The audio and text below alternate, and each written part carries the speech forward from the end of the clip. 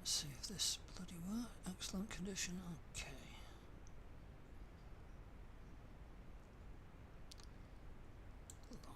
Okie dokie. Right. Here we go. I'm GeoDav. Been a long time.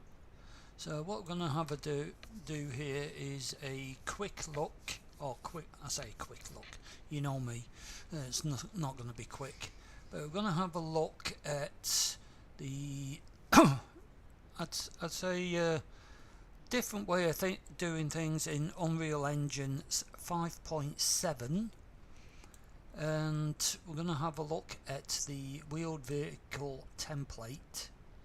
So as you can see here, I've got the map open, and let's just have a quick spin with this snazzy sports car. And as you can see, wheels are turning.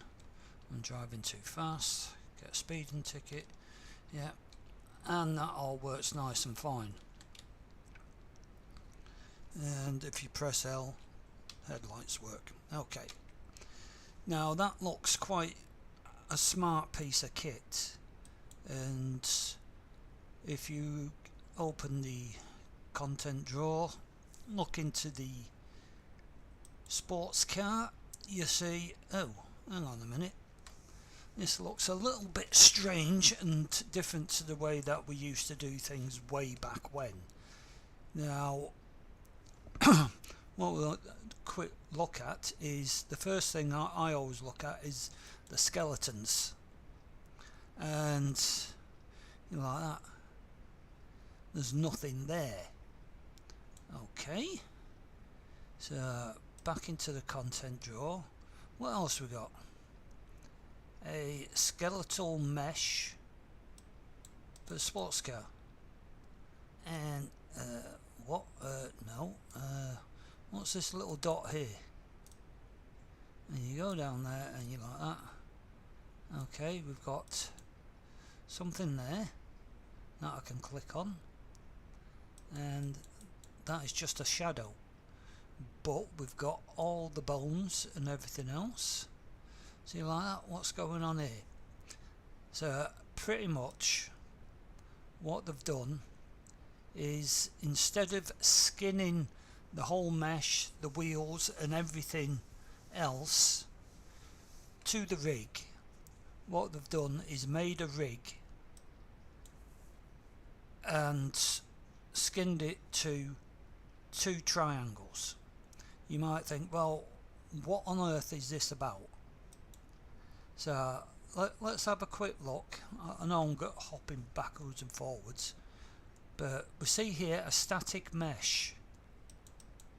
Let's just open that, if it'll open up. Come on, sometime today. There we go. And we can see here we've got a nice static mesh. Yes, the wheels are missing and the disc brakes and a few other bits and pieces, but that's by the by at the moment. But what we can see here is the actual amount of triangles. I mean, it says there nanite triangles, where you're looking at what, 55,000.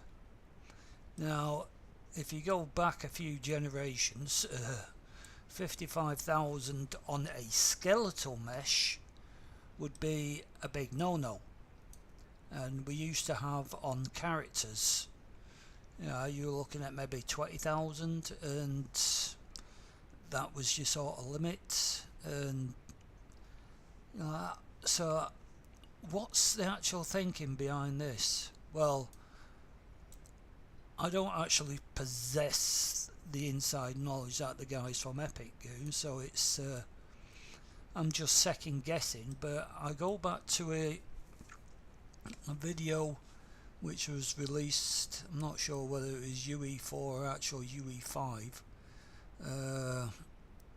where they had this character going through a landscape and it meets up with a big massive rock monster. Now the rock monster was extremely highly detailed, which would cause the engine, if it was an actual skeletal mesh, to basically just say, no, I'm not playing anymore, because it's just too much. So the way they got round it was to have a skeleton which they animated, and everything else was just static meshes which was attached to the skeleton. And that way, well, it must have been 5 because I'm pretty sure they were using nanites for it, but it's the same thing here. So what they've got is a relative high resolution mesh which they can use nanite on, because I'm still not 100% sure if nanite's working correctly with the skeletal meshes. But when you consider that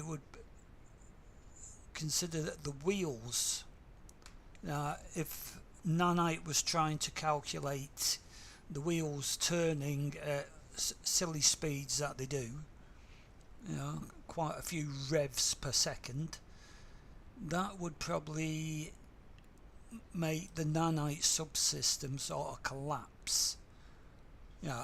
I'm just thinking maybe too far out of the box on this, but basically what we're getting here is high quality meshes attached to a low quality rig or skeleton, so that the visual side is still very, very high.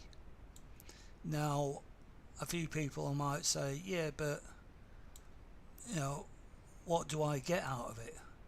Well, just look at the quality of these wheels.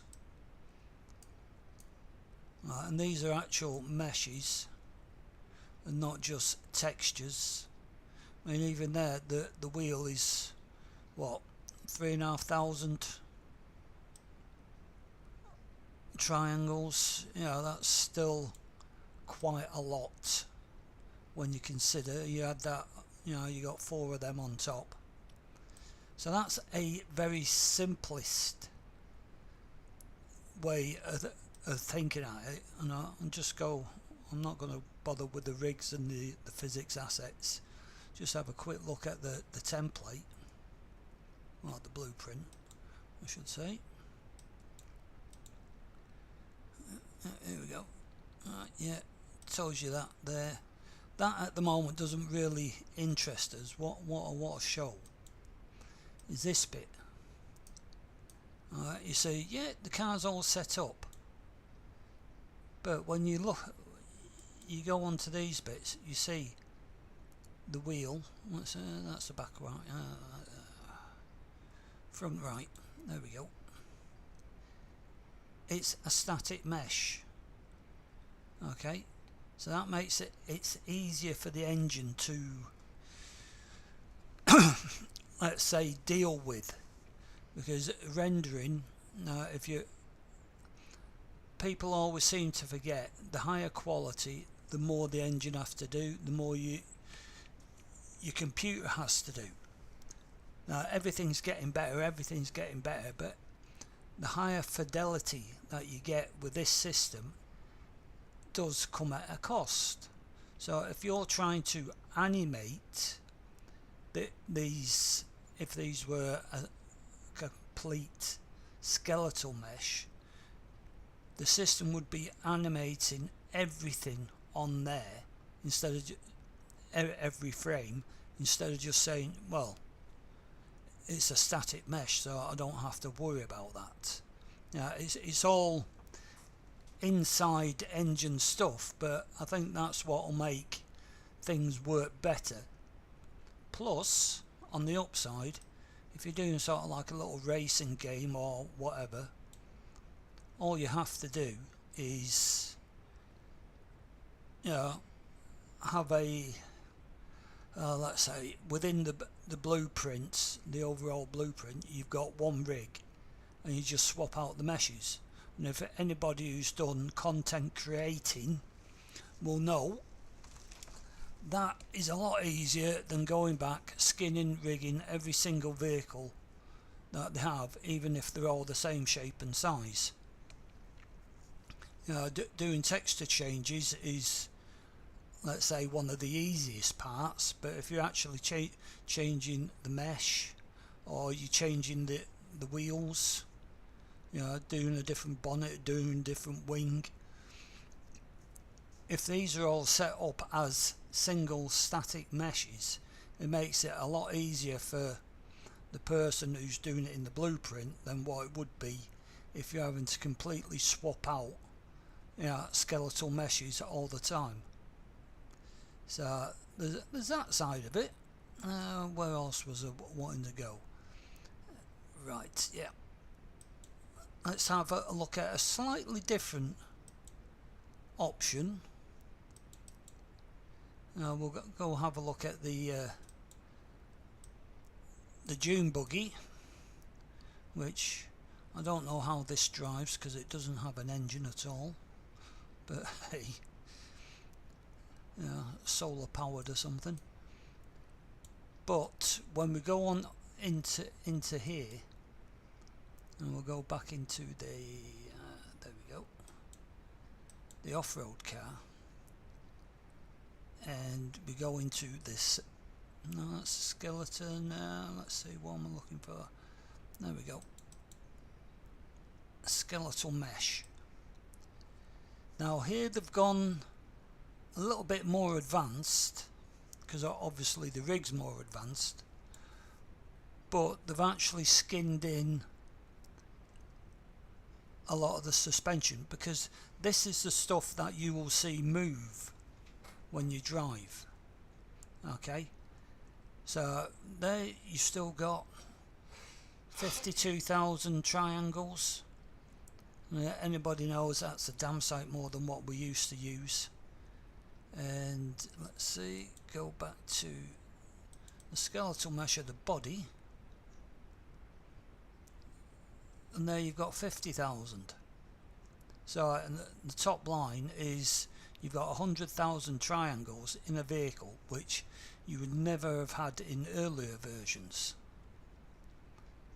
So, and again, all you have to do here, if you want a different chassis, just swap out the static mesh. If you want different wheels, just swap out different wheels. Now I'll show you how I'll do this. Let's see if I find my one here. There we go. And there you see, this is the basic car, the sports car, and I've swapped it out with a rectangle and 2 cylinders. Now the thing is, what you've got to watch here when you do this, and we'll go into my no, that's the blueprints part. Go into the content, open this one.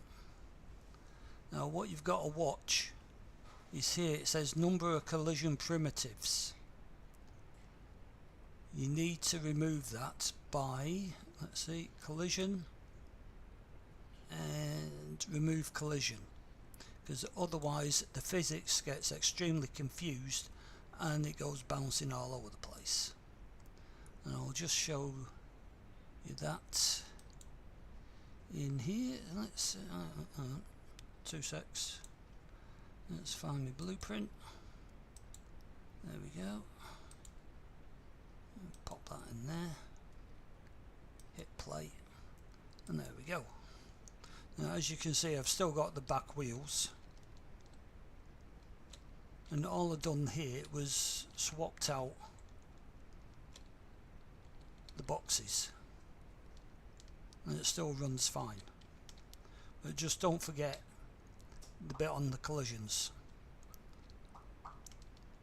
Okay, so that's a basic, very quick basic rundown on just what to watch out for with swapping the meshes and why it's done this way.